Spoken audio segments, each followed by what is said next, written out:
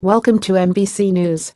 This is latest news for you. Washington, the wave of sexual misconduct allegations is now lapping at congressional Democrats and suddenly putting the party in a bind.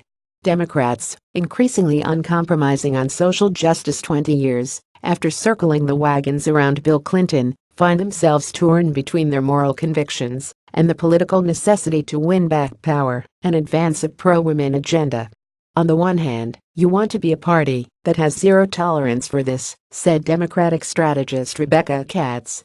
But on the other hand, there's a lot of important work to do, like stopping this tax bill, and we can't do that if our people are dropping like flies, while the other side is refusing to hold their people accountable.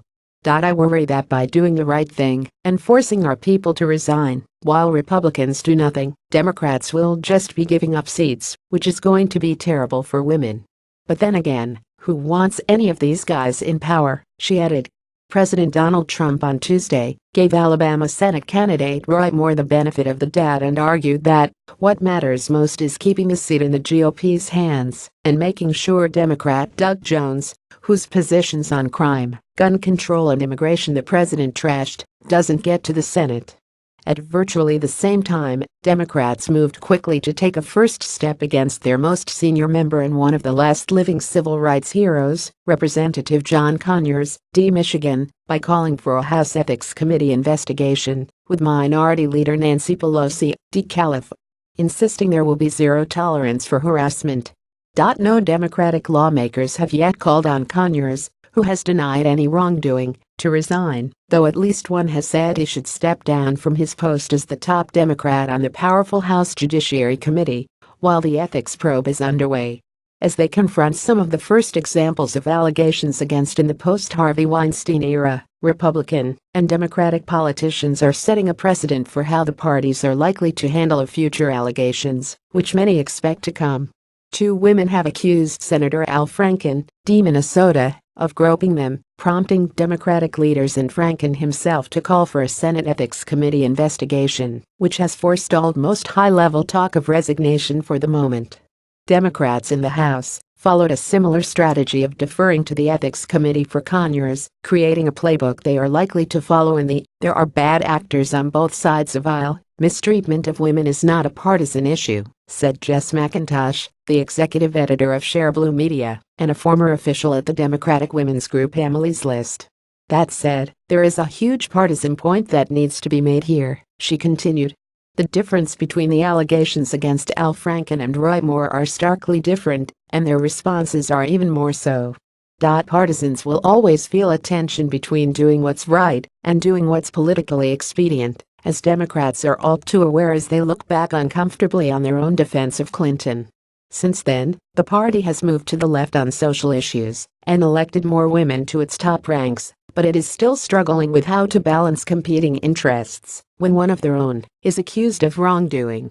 We're really grappling with this, said Democratic strategist Tory Brown, a co-founder of the Pastram Group. As many Democrats as there are as many opinions on this. While some Democrats insist on swift and unsparing justice to draw a bright line and avoid charges of hypocrisy, Brown noted that others in the party want a more nuanced approach, even though it would force Democrats into the uncomfortable territory of weighing different alleged crimes.